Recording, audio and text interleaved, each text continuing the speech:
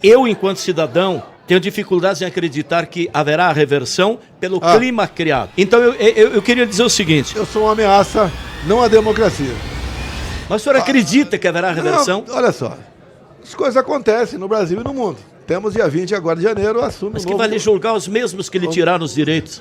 Bem, assume agora o governo Trump. Você está vendo que ele está montando um secretariado mais focado. Mas poderá interferir no seu caso? Olha só, o Maduro, há 2 dias, já soltou 100 presos políticos. Ele já mandou um recado para o Hamas. Solte os reféns israelenses, ou vai ficar complicado a região aí da faixa de Gaza. Ele está botando um secretariado que alguns eu conheço. O Marcos Rubio, que é de parentes cubanos, tá certo? O Jason Miller, que foi detido aqui em 21 pelo Alexandre de Moraes no aeroporto, por 3 horas, depois de participar de um CPEC em Brasília, está lá. O meu filho, Eduardo Bolsonaro, é íntimo da família do presidente Trump. Há 2 dias, aqui na Argentina, a nora do Donald Trump falou que o processo que o sogro dela sofreu nos Estados Unidos é semelhante ao meu daqui. Eu vou ficar até o último momento. Sei que por parte deles, eu sou uma ameaça. Porque quando você acaba com um ninho de rato, como, por exemplo, 1 bilhão por ano roubado lá no Porto de Santos, alguns bilhões roubados em Itaipu, diretorias de bancos que eu não dei para partido político nenhum, né? Estatais que eu não negociei com ninguém. Muita gente ganhava dinheiro com isso. Isso é que realmente os atormenta. E mais, eu estava levando o Brasil para um bom rumo, apesar da guerra e da pandemia. Tenho um sonho na minha vida, continuar servindo a minha pátria.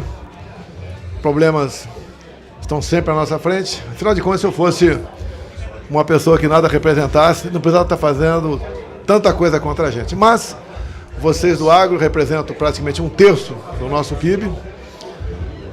Há uma diferença enorme do que aconteceu no meu governo com o atual, no tocante ao tratamento dispensado para o agro. Basta falar que no meu governo o MST não funcionou. Também, em grande parte, porque nós titulamos mais de 420 mil pessoas com título definitivo ou provisório. Também tivemos uma ministra da Agricultura, uma boa pessoa, mas, obviamente, temos liberdade para trabalhar. E abriu frentes de negócio com o mundo todo. Ou seja, o agro, nunca, no meu entender, fazendo as comparações, nunca esteve tão à vontade para produzir para nós e para o mundo. E o recado fica, obviamente. Em momentos difíceis, nós zeramos os impostos federais dos combustíveis, que ajudam, obviamente, o agro, no momento que o mundo todo estava sofrendo com a pandemia e com a guerra lá fora. Também uma coisa pode ser menor um pouco, mas interessa. Nós potencializamos a questão da arma de fogo. O homem do campo passou a ter porte em todo o perímetro da sua propriedade, não apenas dentro de casa, apenas. Também atacamos com o Tarcísio, né? Um orçamento pequeno, apenas 8 bilhões de reais, para infraestrutura de todo o Brasil. Mas o dinheiro bem usado, com parcimônia, muitos gargalos com balsas, nós botamos um ponto final fazendo pontes. Também liberamos a finalização da ferrovia Norte-Sul, que não saía porque o IBAMA criava problemas. E você dá para entender que problemas são esses. Eu, por exemplo, no começo queria que eu abrisse mais 500 vagas para o IBAMA, não abri nenhuma. Porque, em grande parte, infelizmente, são fiscais que visam outras coisas, né, que a gente não concorda. No meu governo também reduziu-se em quase 90% a multagem no campo. Ao abrir comércio com o mundo todo, não tínhamos viés político. Ninguém falou que o agro era fascista no meu governo. Países, por exemplo, como do mundo árabe, que tinham contratos de importação de alimentos com 1 ou 2 países, queriam fazer conosco. Porque a segurança alimentar é vital, obviamente. Você pode ficar sem muita coisa, mas sem um alimento na barriga, você simplesmente sucumbe. Então abrimos comércio com o mundo todo. Num momento difícil, na iminência da guerra Rússia-Ucrânia, nós fomos pessoalmente lá negociar fertilizantes. Também entrou na balança ali a questão de diesel para nós, a importância é pequena, então 2% do nosso consumo, mas era bem-vindo naquele momento. E também deixamos para o futuro a negociação da venda de ovos, gente não podia abrir a venda de ovos de imediato com a Rússia, porque ia faltar no mercado interno aqui, e o preço ultrapassaria R$1 a unidade, com toda certeza. Se você der uma gulgada aí, você cai para trás, né? Pelo volume, o Brasil aqui produz mais de 1.700 ovos por segundo. É coisa bastante, mas pelo tamanho do Brasil, talvez nem tanto. 30 dias depois desse retorno da Rússia, apesar de ter sido declarada guerra, nós recebemos aqui os primeiros navios com fertilizantes. Agora aqui é chato, né? Nós temos o que importamos aqui no Brasil, mas a nefasta política de demarcação de terras indígenas, deixo claro, no meu governo não demarquei nenhuma terra indígena, nenhum quilombola, ninguém teve esse fantasma da demarcação, né? Porque em havendo, o cara perde a fazenda dele, perde tudo. E o que é mais grave, uma vez demarcado, o indígena, que passou a mandar, por exemplo, em 1.000 hectares onde era produzido soja, não podia produzir mais nada. Mas o que o nosso ouvinte e telespectador gostaria de saber, por exemplo, ex-presidente Jair Messias Bolsonaro, o senhor enfrentou no seu governo uma catástrofe mundial que foi a Covid, a pandemia, que abalou, dizimou a economia do mundo, consequentemente do país. Agora eu queria que o senhor fizesse uma avaliação para o nosso ouvinte e telespectador com relação ao cidadão Jair Messias Bolsonaro que vive hoje, em relação ao presidente Bolsonaro de 1 ano e meio, 2 anos atrás, com relação ao dólar, com relação ao rombo fiscal, com relação à situação do país que vivemos hoje e em relação àquele outro tempo do senhor. Qual é a avaliação que o senhor faz? O governo Temer foi de apenas 2 anos. Foi interrompido com o impeachment de Dilma Rousseff. E no governo dele foi votado lá uma proposta de emenda à Constituição que tratava do teto de gastos. Eu fui o único chefe de Estado do Brasil que teve teto de gastos. Não é fácil você trabalhar com orçamento pequeno e sem poder aumentar em algum gasto essencial. Mas suportamos tudo isso aí. Ao final do meu governo, novembro e dezembro, o PT chegando, esse teto de gastos foi para o espaço. E abriu-se oportunidade para a gastança. O atual governo ele disse que gasto é investimento. Se você tiver lastro para isso. Se não tiver, não é lastro. Né? E, obviamente, a sua gastança foi fazendo a diferença. O meu governo deixou, por exemplo, contratado pelo Ministério Tarcísio, né, R$1 trilhão ao longo dos 10 anos seguintes. Fizemos uma reforma da Previdência, que a previsão em pouco tempo era uma economia de 100 bilhões por ano. Com a abertura de comércio com mais países, com maior volume, obviamente, começou a entrar mais dinheiro para a gente. Agora, isso tudo, em parte, o Lula aproveitou, que a economia nossa estava praticamente arrumada com o Paulo Guedes. Tanto é verdade, nós terminamos 22 com 54 bilhões em caixa. As estatais dando lucro bilionário. Antes de nós, prejuízo bilionário, de 23 para cá, prejuízo bilionário. Agora, por que as estatais deram lucro? Porque nós botamos pessoas para administrá-la sem a participação político-partidária. E eu posso citar alguns exemplos para você. Até Itaipu Binacional. Ela não dava prejuízo, mas apenas era conhecida por gerar energia. Nós terminamos 22 com o preço de megawatt em dólar a metade do que quando nós assumimos. Fizemos obras com recursos ao longo desses 4 anos, como a segunda ponte com o Paraguai, 470 metros de vão. Começamos a terceira ponte em Porto Murtinho, que a ideia, né, de futuro é servir para a bioceânica, ou seja, exportarmos também pelo Pacífico. Alongamos o aeroporto de Foz do Iguaçu em 600 metros. Está em condições de pousar avião de qualquer tamanho. Você pode ver um voo chato aí, por exemplo, que sempre pousou na Argentina pelo seu tamanho, ocupando a rede hoteleira do lado de lá, pode agora começar a ocupar para o lado de cá. Asfaltamos a Transboiadeira em 43 quilômetros e atendemos em mais de 50 municípios da região do Lago de Itaipu com pequenas obras de infraestrutura. Sem contar que faltou um passo apenas, porque dependia do parlamento paraguaio, nós praticamos a piscicultura no Lago de Itaipu.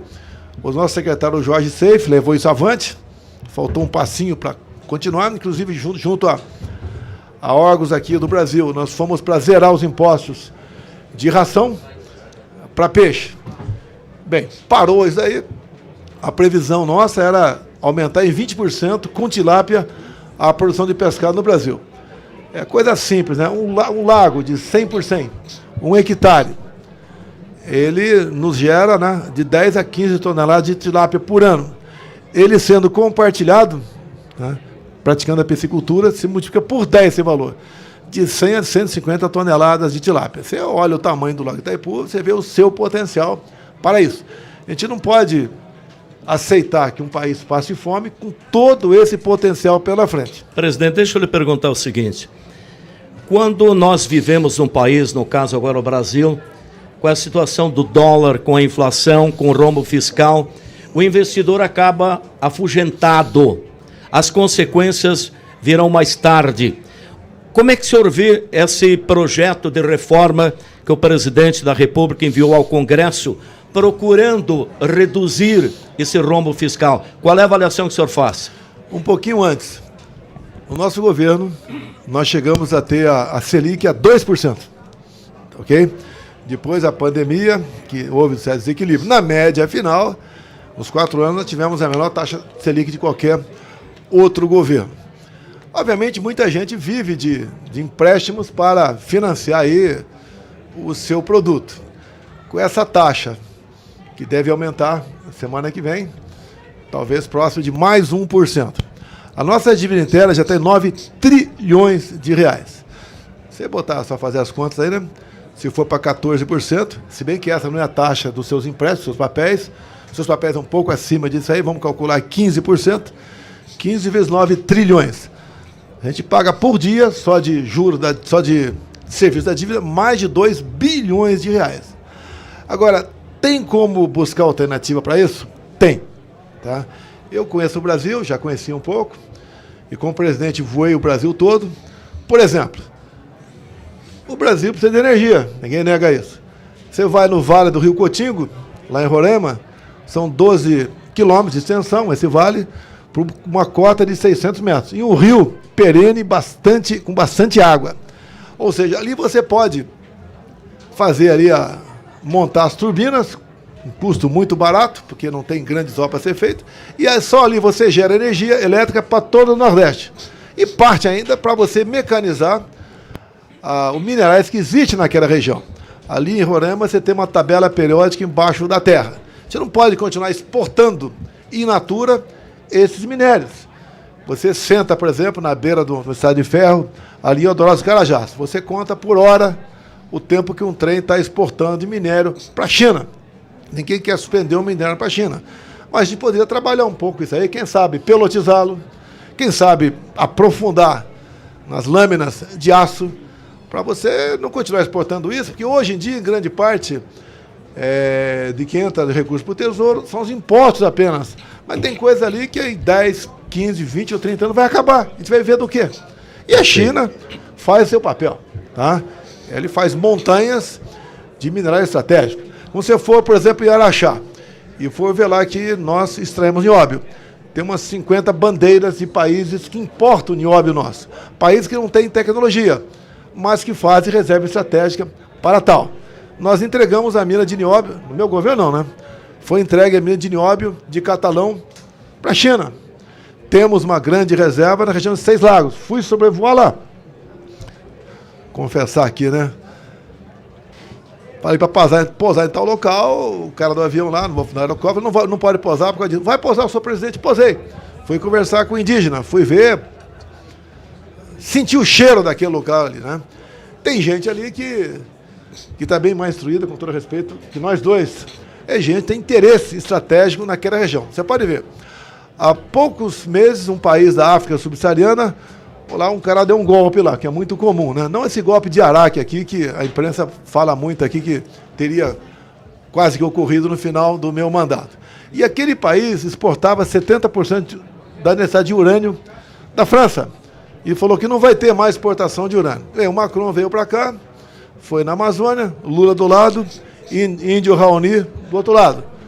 Esse índio muito bem de vida, tá? Gordão, bem de vida, bem alimentado. E ali foi assinado um acordo com a França de urânio. Eu acho que não tenho certeza ainda, mas estaria entregando aí a produção de Santa Quitéria de urânio para lá. A mesma coisa foi feita agora em relação à China. Foram 37 acordos, eu tive acesso agora, demorei um pouquinho. Entre os acordos, a exploração de urânio com uma empresa brasileira, porque é monopólio brasileiro, né? Mas quem manda nessa empresa é a China. O Brasil abre mão da sua soberania, se coloca no colo do Xi Jinping e abre uma linha de frente, né? O ruim para nós, com os Estados Unidos. Esse é um pouquinho do nosso Brasil. Então tem como você sair do buraco, porque temos meios para tal. Perfeito. Vamos entrar no campo político, presidente? Bora. Bora? Bora. Fica à vontade, tá? Não tem qualquer O senhor, cerimônia, quando o presidente fez uma reunião com embaixadores, e basicamente por essa razão, a Justiça Eleitoral cassou seus direitos eleitorais, a princípio, nesse momento, os direitos eleitorais Só seus... faça uma correção, a Justiça Eleitoral não, o senhor Alexandre Moraes. Tá bem. Ok? Bom, o senhor está impedido, nesse momento, de concorrer a qualquer pleito. No entanto, Bolsonaro, nós temos Sérgio Cabral, que cumpriu 6 anos de cadeia, foi condenado a mais de 200 anos de prisão. Nós temos Zé Dirceu, que também foi preso e condenado a mais de 3 décadas. Eles estão liberados. Inclusive, o Sérgio Cabral está anunciando que deverá ser candidato a deputado federal. Como é que o senhor vê essa relação à justiça? Alguém que foi condenado há mais de 200 anos, já esteve preso. O senhor não foi condenado. Mais de 400 anos. O senhor está impedido. O senhor acredita que ainda conseguirá reverter essa situação? A Dilma recebeu o impedimento e na mesma sessão que foi conduzida por Lewandowski no Senado, propôs que fizeram uma manobra e ela continuou elegível e disputou as eleições de 2018 para o Senado, por Minas Gerais. E não chegou. Tá? O meu caso é que eu sou cabeça dura.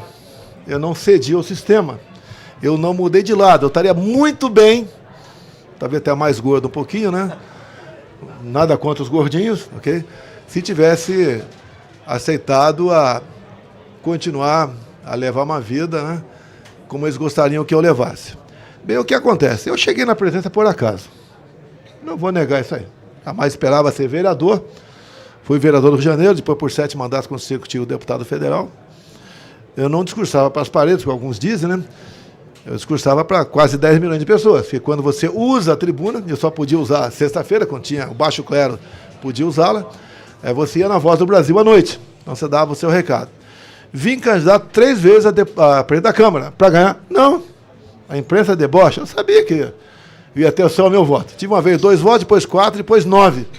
Cresceu 400% na última vez. Tá? E vim candidato por quê? Porque dava um recado. Uma das vezes que eu vim candidato, em 2005, estava lá, disputava eleições, Severino Cavalcante, que era o pai do nepotismo, do clientelismo, etc. E eu apoiei, porque o outro lado era Luiz Eduardo Grignol, advogado do PT. Advogou para a causa como se Celso Daniel fosse um crime comum e não uma execução. Que a história é muito longa para tratar desse assunto aí. E derrotamos o Luiz Eduardo Grignol. Então, eu não vou contar aqui agora, porque eu espero falar para uma grande rede de televisão um dia, tenho desafiado o tempo todo, ao vivo, né? Como é que foi a negociação para as eleições ali da mesa do Grignol e Severino? Porque eu fui conversar, ele pediu para conversar comigo, eu fui conversar num apartamento na véspera da votação com o Luiz Eduardo Grignol. E eu estava lá, uma sala vazia, né? De repente chegou um cara oferecendo ali um salgadinho, um refrigerante. Eu não vou falar tudo o que eu falei, mas foi algo bastante ríspido, né? Some daqui. Só estou respirando porque sou obrigado. E podia ter uma boa noite Cinderela ali. Tá? E daí foi negociar as conversas com o Luiz Eduardo Grignol. E eu fiz uma proposta para ele, fez uma contraproposta. Essa contraproposta e proposta, eu queria falar ao vivo para a grande rede de televisão, né? Vai acontecer esse momento, pode ter certeza, para ver como é que funciona Brasília. Tá? Ele, no final, fez uma proposta para mim, né? O importante é o meio. Que eu cederia agora, sairia fora, e ele cederia depois. Daí eu lembrei daqueles duas pessoas, 2 homens perdidos numa ilha, né?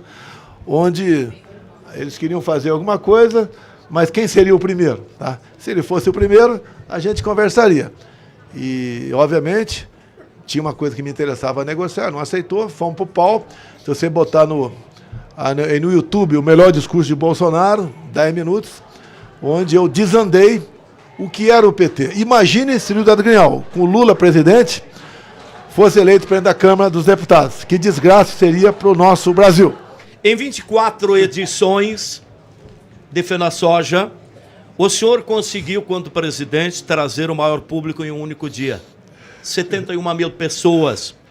O senhor, por onde vai, arrasta multidões. Eu vi um vídeo no avião, o senhor vindo de São Paulo para o Rio Grande do Sul. O senhor não tem paz, as pessoas fazem fila para fazerem foto com o senhor.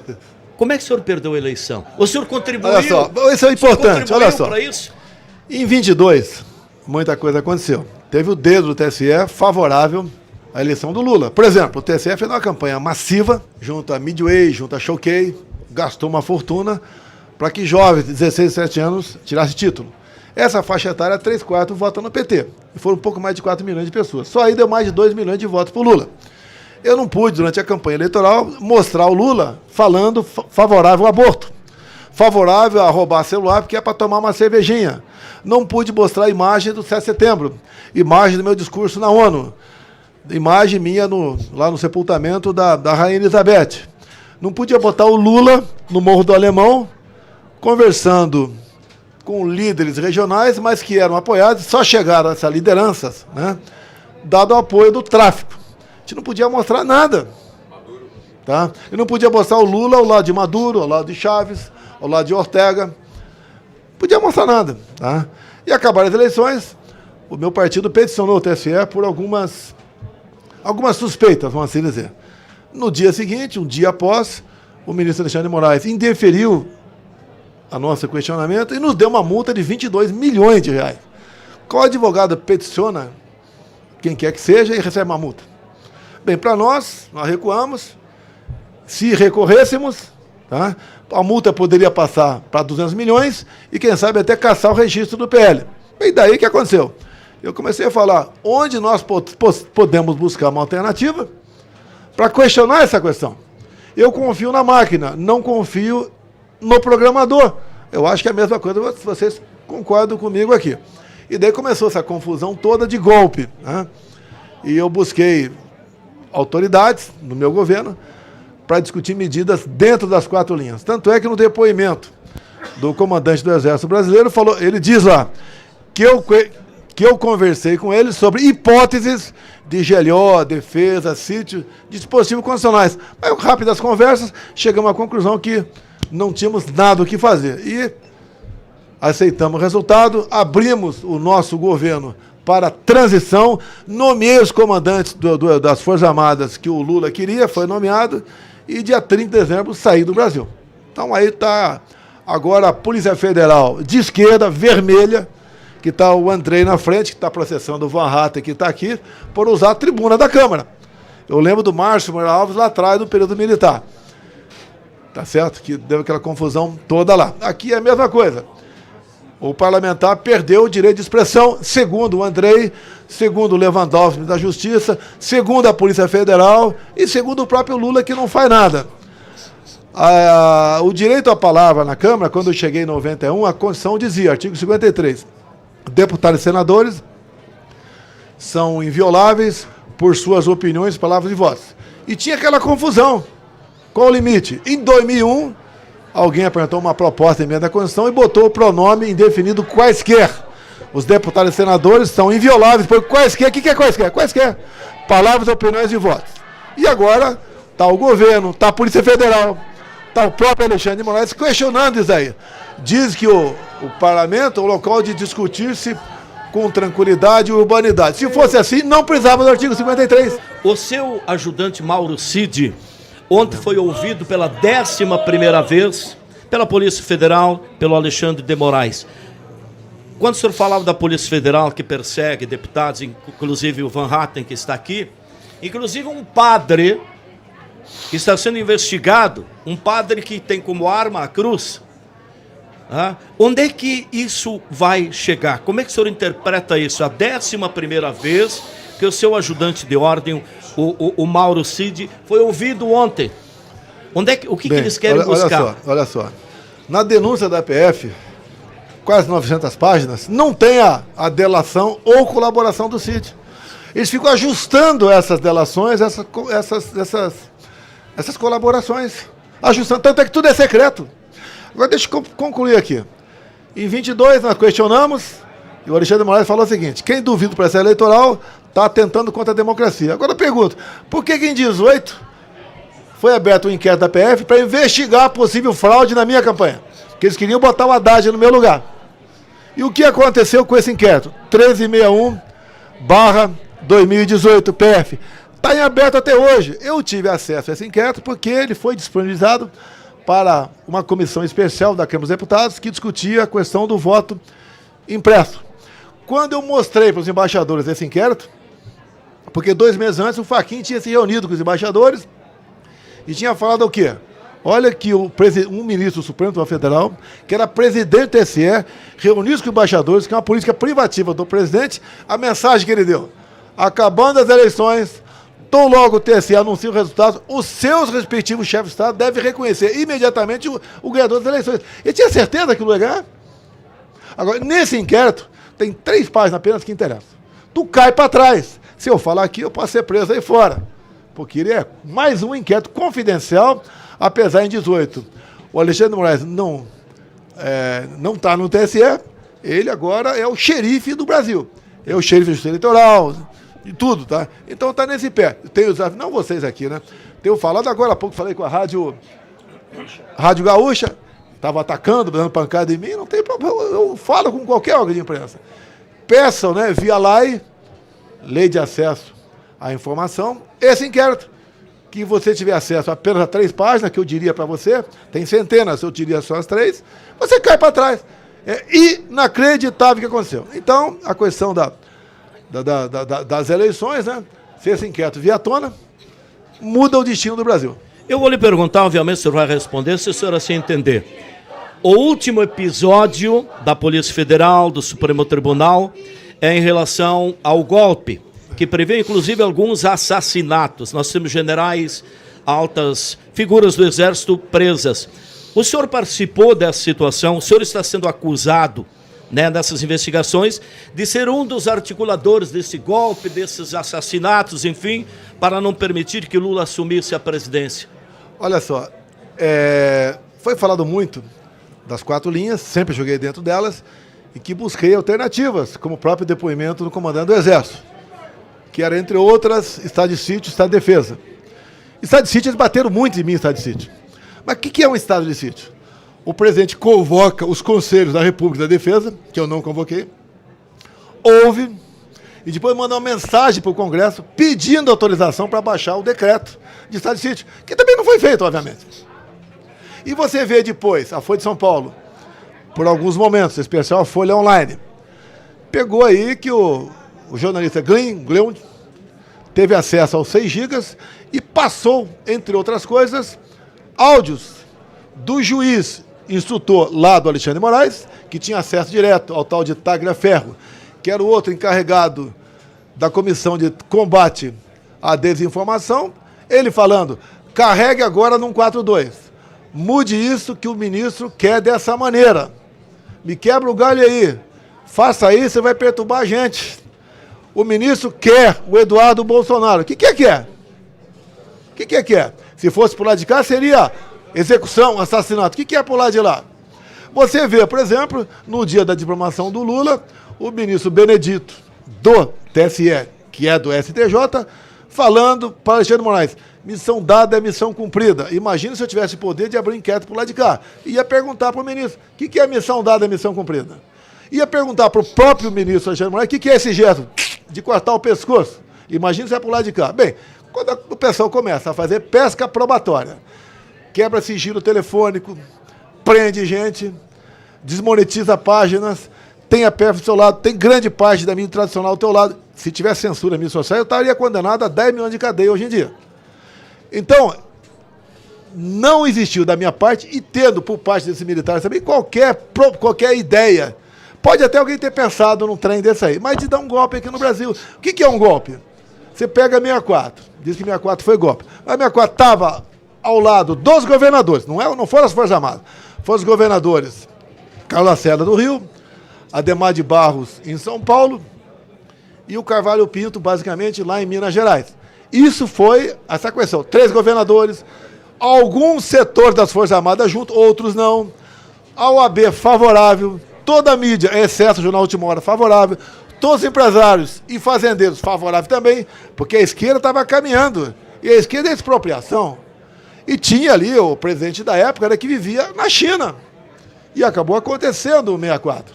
E só prorrogou os militares, porque foi eleito o Castelo Branco, presidente do Brasil, à luz da Constituição de 46, nada foi fora das 4 linhas, a questão do 64, e tivemos 20 anos de governo militares pela frente. E digo mais, todos os presidentes militares, Castelo Branco, Costa Silva, Geisel, Figueiredo, todo mundo foi votado dentro do parlamento. E a escolha de Castelo Branco, por exemplo, o próprio votou favorável, o parlamento, quase não tem voto contrário. Teve gente que não votou, mas votou favorável, por exemplo, ali, o Ulisses Guimarães votou favorável, tá? Kubitschek, todo mundo votou favorável aquilo lá. E as eleições futuras, só tínhamos basicamente 2 partidos do Brasil, que era Arena e MDB, participavam da votação. E as grandes cassações de Brasília, se você conversar com os mais antigos, porque eu cheguei em Brasília em 91, tinha muita gente antiga do meu lado, as cassações eram decididas pelas mesas da Câmara e do Senado. Mas é uma história, passou. Nem nessa época nós proibimos quem quer que seja sair do Brasil. Não houve. Teve perseguição? Sim, teve, não vou negar, a parlamentares. Mas o Brasil viveu sua época ali, que tínhamos mais liberdade naquele tempo do que hoje em dia. Para encerrar, presidente, agradecendo muito a sua presença aqui, por essa deferência com esse microfone, com esse comunicador. Eu preciso lhe perguntar como derradeiro. Eu, enquanto cidadão, tenho dificuldades em acreditar que haverá reversão pelo clima criado. Pois não? Tudo bem. Então, eu queria dizer o seguinte. Eu sou uma ameaça, não à democracia. Mas o senhor acredita que haverá reversão? Não, olha só. As coisas acontecem no Brasil e no mundo. Temos dia 20 agora de janeiro, assume Mas que vai lhe julgar os mesmos que lhe tiraram os direitos? Bem, assume agora o governo Trump. Você está vendo que ele está montando um secretariado mais focado. Mas poderá interferir no seu caso? Olha só, o Maduro, há 2 dias, já soltou 100 presos políticos. Ele já mandou um recado para o Hamas: solte os reféns israelenses, ou vai ficar complicado a região aí da faixa de Gaza. Ele está botando um secretariado que alguns eu conheço. O Marcos Rubio, que é de parentes cubanos, tá certo? O Jason Miller, que foi detido aqui em 21 pelo Alexandre de Moraes no aeroporto, por 3 horas, depois de participar de um CPEC em Brasília, está lá. O meu filho, Eduardo Bolsonaro, é íntimo da família do presidente Trump. Há 2 dias, aqui na Argentina, a nora do Donald Trump falou que o processo que o sogro dela sofreu nos Estados Unidos é semelhante ao meu daqui. Eu vou ficar até o último momento. Sei que, por parte deles, eu sou uma ameaça.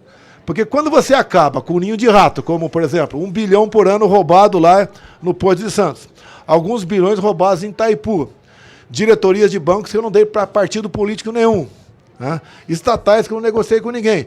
Muita gente ganhava dinheiro com isso. Isso é que realmente os atormenta. E mais, eu estava levando o Brasil para um bom rumo, apesar da guerra e da pandemia. Bom, o senhor disse que vai permanecer, só para concluir. Sim, para nós, sim. o senhor é esperança. Fique, Bolsonaro. Bom, Fique conosco. presidente, só para dizer o seguinte, o senhor disse que vai levar a sua candidatura até o último dia. Sim. Mas tem um problema legal, por exemplo, com um dos possíveis candidatos, se o senhor não puder vir a concorrer, seria o governador de São Paulo. No entanto, ele terá que renunciar até abril daquele ano. Se isso não acontecer, ele poderá ser candidato à reeleição em São Paulo, mas não à presidência. Ele será automaticamente eliminado. Saindo ele, o senhor não concorrendo, quem deverá ser o candidato? Eduardo Bolsonaro poderá ser? Não existe outro nome em Não discussão, existe. A não ser na minha consciência. Perfeito. E não vou abrir mão disso aí. Perfeito. Até porque é inadmissível eu perder os direitos políticos por reunir com embaixadores ou por subir no carro de som do Silas Malafaia. O que a assessoria do Trump já sabe. E eles não vão interferir. A princípio, pode vir uma decisão do governo Trump, depois do dia 20, em não reconhecer eleições em país onde o sistema eleitoral não seja transparente, confiável e auditável, bem como eleições que ocorram onde a oposição fique inelegível por julgamentos políticos de inelegibilidade como esse que discutimos aqui agora.